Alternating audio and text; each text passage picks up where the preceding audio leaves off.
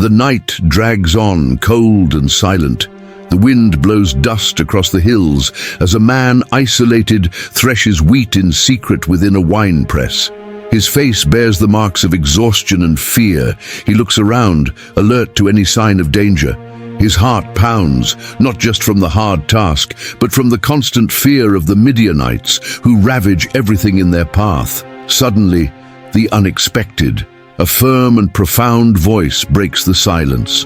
"The Lord is with you, mighty warrior." Gideon startles, sweat running down his face. Before him stands a man of imposing presence, as if radiating light and power. Gideon looks around, as if searching for someone else to whom those words might be addressed, but there is no one. He points to himself, confused. "Mighty me?" The disbelief is evident in his eyes. After all, how could someone like him, the least in his father's house, from an insignificant tribe, be called mighty? Gideon cannot help but voice the question that escapes his lips. If the Lord is with us, why has all this happened to us? How many of us have felt this way? Weak, small, hiding from our own fears, trying to survive while everything seems to crumble around us. Perhaps you too have heard words that seem too grand for someone like you. Promises that seem destined for others, never for you. But what if God sees something in you that you cannot see in yourself? What if, while you are hiding, He already calls you a warrior? Gideon's gaze reflects a mixture of fear and doubt. That greeting continues to echo in his mind. Mighty warrior. Could God really use someone so insignificant? And thus begins the journey of an ordinary man who, despite not believing in himself, is chosen to lead one of Israel's greatest victories. A story that not only challenges logic, but also reveals how God sees beyond our limitations. Just like Gideon, how many times have you felt small in the face of your calling? Sometimes the fear of failure paralyzes us, but Gideon's story is just beginning. And each step toward courage shows us that even in doubt, God already sees us as warriors. The sky is filled with stars, but Gideon's mind remains dark and full of doubts. The angel's words still echo in his thoughts. Mighty warrior. But how can he accept a title so distant from his reality? He cannot escape the feeling of inadequacy. Gideon approaches a makeshift altar, hastily constructed. His hands tremble as he prepares an offering, a young goat and unleavened bread. His soul cries out for a sign, something to make him believe that all of this is not just a delusion. After all, how could someone like him possibly deliver Israel from the Midianites? God knows Gideon's heart. He understands that his insecurity doesn't stem from a lack of faith, but from a history of defeats and humiliation. In response to his sincere cry, the angel stretches out his staff and touches the offering. Suddenly, fire bursts forth from the rock and consumes everything in the blink of an eye. Gideon falls to his knees, overwhelmed by the realization that he has seen the very messenger of the Lord. Even after this confirmation, fear lingers. Gideon knows that being called does not mean being prepared. Throughout the night, doubts plague him. What if I fail? What if all of this is just a dream? His mind works against him, conjuring up scenarios of failure and disgrace. Then Gideon musters the courage to make another request. He lays a fleece on the ground, out in the open. The condition is clear. If the fleece is wet and the ground dry, he will know that God truly chose him. At dawn, the sign appears. The fleece is soaked, while the surrounding ground is as dry as dust. But that's still not enough. The insecurity roars within him. So he decides to ask for a second sign, this time reversed. The next morning, the miracle repeats. But now the fleece is dry and the ground is wet. Gideon breathes a sigh of relief, still astonished. God not only answers, but also understands his fragility. How often are we like Gideon? We ask for signs, seek confirmations, because insecurity seems overwhelming. Maybe you felt unworthy of what God called you to do, small, incapable, as if the weight of responsibility was too much to bear. Gideon needed confirmations, and maybe you have felt the same way, insecure, needing a sign to move forward. If this story resonates with you, like the video and share it with someone who needs to hear this message. And if you value content that strengthens your faith and unveils profound biblical stories, subscribe to the channel and activate notifications so you don't miss upcoming videos. The most amazing part is that God does not reject Gideon for his hesitation. On the contrary, he confirms in a patient and loving way. This teaches us that God doesn't choose the qualified, he qualifies the chosen. With his heart still racing, Gideon begins to understand that his fragility does not nullify his calling. What he has yet to realize is that his journey is not about proving his own strength, but about trusting in God's strength. With the signs received, Gideon finally starts to embrace his mission. But there is still something he must confront, his own inner fears. Before defeating the enemies on the outside, he will need to tear down the altars that imprison him from within. Dawn falls heavily over the village. The houses are silent, and even the wind seems to avoid disturbing the stillness of the night. Gideon is awake, his heart restless. He knows he must act. The Lord gave the order, "Destroy the altar of Baal and the Asherah pole in the city." But how can he confront something so deeply rooted in the people's culture? He looks around, assessing the risks. He doesn't want to be seen. Fear still casts a shadow over him. Then he gathers 10 men and in the darkness approaches the altar. His mind is flooded with questions. Will God really be with him when he tears down something so sacred to others?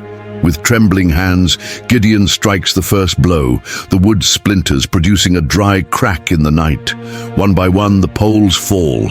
Dust rises, as if the very air resists that destruction. Gideon knows that people will wake up furious to see the altar demolished, but something within him begins to change. Between fear and obedience, he chose to obey. The next morning, chaos erupts. The townspeople awaken to find the remnants of the altar scattered on the ground. Outraged, they search for the culprit and soon discover it was Gideon. Gideon's father, Joash, intervenes, challenging the worshippers. "If Baal is a god, let him fight for himself." This statement strikes at the heart of idolatry. If Baal is powerful, why would he need men to defend him? Gradually the anger subsides, and a new truth begins to take hold. Perhaps the God they worshipped was not as powerful as they thought, but Gideon is not free from fear. Even after fulfilling the command, he knows he acted out of fragile courage and the hope that God would indeed protect him. And God honors his obedience, despite its hesitation. Because courage is not the absence of fear, but acting despite it. How many times do we need to tear down our own internal altars? Things that imprison us, beliefs that limit us, habits that paralyze us. Just like Gideon, we may feel small and insecure when facing these battles, but God calls us to break away from anything that hinders us from fully living his purpose. Tearing down the altars does not mean that fear disappears. It means we choose to face fear with faith. Gideon is still adjusting to the new identity God has given him. A warrior who not only fights external enemies, but also battles the doubts within his own heart. As you reflect on this scene, consider, what are the altars you need to break down in your life? Perhaps it's an old fear, a trauma that has never been overcome, or even an insecurity that prevents you from moving forward. When we choose to obey, even with fear, God transforms our weakness into strength. If this message resonates with you, share your experience in the comments.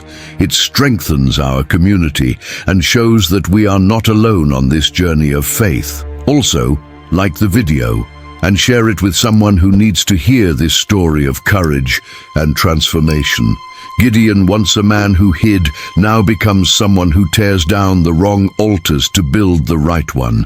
No matter how great the fear, when we act in faith, even the smallest gesture becomes grand in God's eyes. With the altar destroyed and his courage tested, Gideon begins to gather strength to face an even greater challenge. A crushing enemy army approaching like a storm on the horizon. The sun rises on the horizon, but the atmosphere is thick with tension. Gideon gazes into the distance, toward the valley of Jezreel, and sees a terrifying sight. Thousands of enemy soldiers encamped, like a dark cloud covering the land.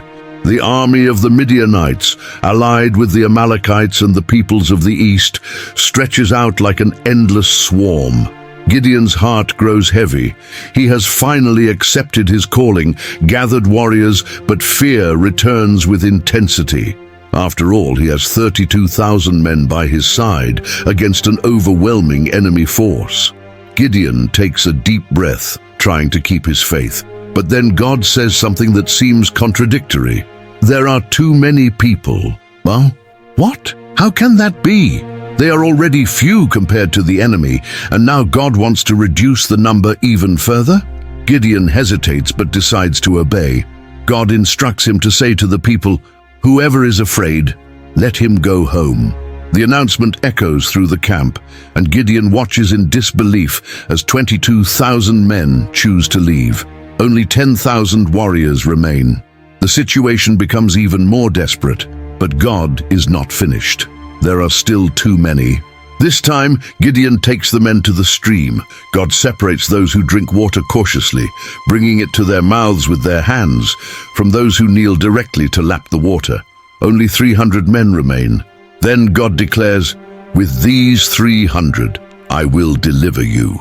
Human math makes no sense when confronted with divine logic. God is shaping something profound in Gideon's heart. The victory will not come from numbers, but from faith. How many times have we felt this way, prepared, yet still afraid of losing, of failing, of not being enough? God then removes the excesses from our lives so that His glory can shine unmistakably. Gideon now finds himself with only 300 men. The fear is still present, but a conviction begins to grow. It is not the strength of the army that will determine the victory, but the presence of God. As he looks into the faces of those who stayed, he realizes they know it too. In our lives, God sometimes leads us to cut away armies we consider essential: resources, support, certainties. This is not cruelty, but preparation. He is teaching us to trust fully in Him without relying on our own strength. Sometimes, what seems like a loss is actually a path to a greater miracle. Gideon takes a deep breath and prepares for the next phase. The enemy is still there, formidable, but now he knows the victory will be supernatural. With a reduced army and a renewed faith, Gideon must face the night that will bring not only the external confrontation, but also the internal battle against the fear that still lingers. The night blankets the enemy camp like a dark, heavy veil. At the top of the hill, Gideon remains vigilant, trying to make out the sounds coming from the valley. The noise of conversations and the creaking of Midianite weapons blend with the rustling wind. The fear is still there, persistent, but now mingled with the strange certainty that God is in control. Suddenly, a new instruction comes from the Lord. Go down to the enemy camp and listen to what they are saying. Gideon hesitates but obeys. Accompanied by his servant Purah, he cautiously moves through the shadows, hiding behind rocks and bushes. As they get closer, they can hear the voices of the Midianite soldiers. Then Gideon hears something that catches his attention. "I had a dream," says one of the soldiers, his voice filled with unease. "What was it this time?" asks his companion with a tone of disdain. A barley loaf rolled into the camp and struck the tent with such force that it overturned and collapsed. An uncomfortable silence follows. Then the other soldier interprets the dream. This can only mean one thing: the sword of Gideon, son of Joash. God has delivered the Midianites and the entire camp into his hands. The words crash like thunder upon Gideon's heart. An unexpected smile spreads across his face. God is using even the lips of the enemies to confirm the victory. That simple barley loaf, something so common and insignificant, represents himself, an ordinary man, toppling the power of those who oppressed him. As he returns to his own camp, Gideon cannot contain the urge to kneel and worship God. His faith is renewed. He is no longer the same man who once threshed wheat in hiding. Now he knows he is not alone. How many times in our personal battles does God use even the most unlikely circumstances to strengthen us? Sometimes confirmation comes from where we least expect it, even from our own fears or from the words of those who doubt us. That's because God has the power to use anything to rekindle our faith. Back at the Israelite camp, Gideon gathers his 300 men. His eyes shine with a conviction they never had before. He shares the vision and the certainty of victory, and the warriors, though few in number, are inspired by their leader's faith. The clay jars are ready, the trumpets prepared, and each man holds a hidden torch. The strategy seems insane, facing thousands of warriors with such simple weapons, but Gideon knows that what is about to happen will not be a human accomplishment. At that moment, he realizes that courage is not the absence of fear, but the determination to move forward despite it. God has already given enough signs. Now Gideon is ready to see the miracle unfold. This story challenges us to reflect. How often do we let fear stop us from acting? Maybe we are waiting for a sign as clear as a loaf overturning tents. But the truth is, God often speaks through details, even through our own enemies. That night, as the soldiers position themselves around the enemy camp, Gideon understands that his strength does not lie in swords or numbers, but in the certainty that God is with him.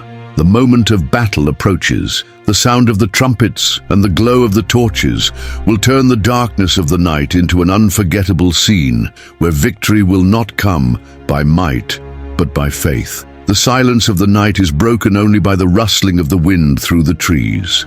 The 300 men are strategically scattered around the enemy camp, each holding a trumpet, a clay pot, and a hidden torch. Gideon takes a deep breath, feeling the weight of the moment. There are no swords, no spears, just empty pots and a plan that defies logic. Suddenly, Gideon raises his arm, signaling for the men to get ready. The heart of every warrior beats faster. They know they are few, but something in their eyes reflects unshakable faith. Then Gideon lifts the trumpet to his lips and with a firm blast shatters the stillness of the early morning. The piercing sound echoes through the valley, and as if with one voice, the 300 men do the same. The noise of the trumpets blends with the sound of pots being smashed against the rocks. The darkness is suddenly illuminated by the glow of raised torches. "The sword of the Lord and of Gideon!" the warriors shout, with a strength that seems to come from heaven itself. Down below, the enemy camp awakes in panic. Amid the confusion, the Midianites rise, disoriented, trying to grasp what is happening. The light of the torches appears multiplied in the darkness, and the sound of the trumpet seems to come from an innumerable army.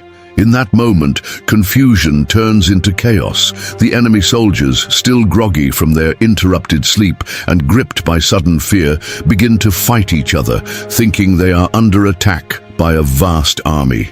Disorder takes over the camp, and many start fleeing while others fall by their own swords. From the hilltop, Gideon watches the scene with tears in his eyes. He realizes that the victory did not come by human might, but through obedience and faith. God demonstrated that he does not need large numbers or sophisticated weapons to triumph. He conquers with what appears insignificant, even with empty pots. This battle teaches us that when we place our complete trust in God, he uses our weaknesses to reveal his strength. Often we think we need grand resources or elaborate strategies to overcome our struggles, but God shows us that when we trust in him, even the simplest instruments can become powerful weapons. As the dust settles and the enemy's cries fade into the distance, the 300 men exchange glances, still in disbelief over what they have just witnessed. Gideon, now with a quiet smile, understands that this was not a conventional battle. It was a living lesson in faith and obedience. How many times do we believe that our limitations make us useless, that our empty pots are good for nothing? God is not limited by our failures or lack of resources. He wins using what seems inadequate in human eyes. The victory over the Midianites was not just a military conquest, it was a testimony to God's sovereignty.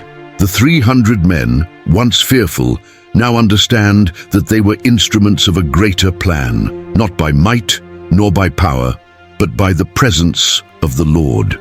Gideon knows that the journey ahead will still be long, but something has changed within him.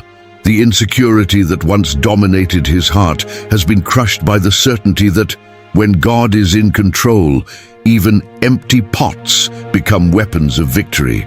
After this supernatural triumph, Gideon will face a new challenge, leading a people marked by insecurity and keeping them on the path of humility, even after such a great victory. The sun is already high when Gideon returns to the camp with his 300 men. The sound of the trumpets and the glow of the torches still echo in everyone's memory. The victory, achieved in such an improbable way, feels surreal. The few who stood by Gideon now look at him with admiration. But Gideon does not seek applause.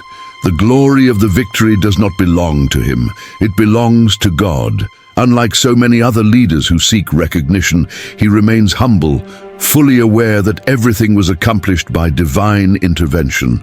The man who once hid now stands as an example of courage and faith. As news of the victory spreads, other Israelites who had been fearful begin to approach. Some question why Gideon did not call them to battle from the beginning, but he, with calm and wisdom, does not seek to argue or justify his actions. His response is simple: "The Lord delivered the Midianites into our hands." This attitude reveals something profound about his transformation. Gideon learned that being a leader is not about dominating, but about inspiring. He does not desire to elevate himself as a hero. Rather, he wants the people to see that it was God who granted the victory. Gideon's humility after the battle stands in stark contrast to his initial insecurity. Previously, he saw himself as the least in his father's house. Now, after experiencing God's presence so vividly, he understands that he was not chosen for his strength, but for his willingness to obey, even when everything seemed impossible. Many times, we are tempted to seek recognition when we manage to overcome our personal battles. We want others to see our achievements and value us. But Gideon teaches us that a true leader does not seek glory for himself, but directs attention to God. Instead of pursuing rewards, Gideon focuses on keeping the people united, avoiding internal disputes, and ensuring that everyone understands the true source of victory. His heart remains centered on the mission, not on recognition. Gideon could have taken advantage of the situation to proclaim himself king or absolute ruler. Yet he remains steadfast in his purpose, to serve God and the people without exalting himself. His journey is a powerful reminder that greatness is not in self-promotion, but in serving with humility and faithfulness. Throughout history, we see that power can corrupt even the best leaders. But Gideon understands that true leadership comes from a humble heart that acknowledges that every victory belongs to the Lord. Gideon continues his journey, fully aware that the greatest victory is not over external enemies, but over the inner temptation to seek personal glory. The legacy he leaves goes beyond the battle. It is an enduring example of humility and faith. Time has passed and peace has returned to Israel. The scars of war remain, but now they serve as reminders of a God who uses the unlikely to accomplish the impossible. Gideon, who once saw himself as small and inadequate, has become a respected leader. His name is remembered not for his strength or military prowess, but for the faith that dared to obey even when everything seemed lost. Unlike many biblical heroes who succumb to pride after victory, Gideon keeps his heart steadfast in God. He refuses the title of king, even when the grateful people liberated from oppression wished to crown him. His response is simple and direct: "The Lord will rule over you." This attitude encapsulates Gideon's legacy, a man who understood that true victory is not about domination, but about serving. His leadership brought 40 years of peace, and the people once again believed that God could turn weakness into strength. But Gideon's story does not end merely as a tale of victories. It lives on because it shows that God still uses those who consider themselves small to accomplish great things. Every time someone feels insecure or incapable, they can remember this man who, despite fear and doubt, said yes to the divine call. In our lives, how many times do we feel like Gideon, overwhelmed by insecurities and convinced that we have nothing to offer? But the truth is that God does not choose the qualified. He qualifies the chosen. And when we decide to obey, even with fear, He transforms us into instruments of His will. Gideon teaches us that our spiritual journey does not need to be marked by perfection, but by willingness. When we allow God to take control, He uses even our empty pots to defeat giants. His story is an invitation to each of us to set aside excuses and embrace the faith that transforms. Thus, Gideon's legacy endures, not just as a historical account, but as a living inspiration for all who believe that God still chooses the unlikely to do the extraordinary. Gideon's story reminds us that true courage is born when we place our trust in God. May His example continue to motivate us to overcome fear and insecurity, knowing that the Lord still uses the unlikely to transform the world. The story of Gideon teaches us that courage is not the absence of fear, but the willingness to act even when the heart is restless. An ordinary man with insecurities and doubts was transformed by God into a leader capable of facing enormous enemies, not by strength, but by faith. How many times do we look at our own limitations and think we are not capable of facing the challenges that arise? Gideon's journey proves that God is not looking for perfection. He seeks hearts willing to obey, even when everything seems impossible.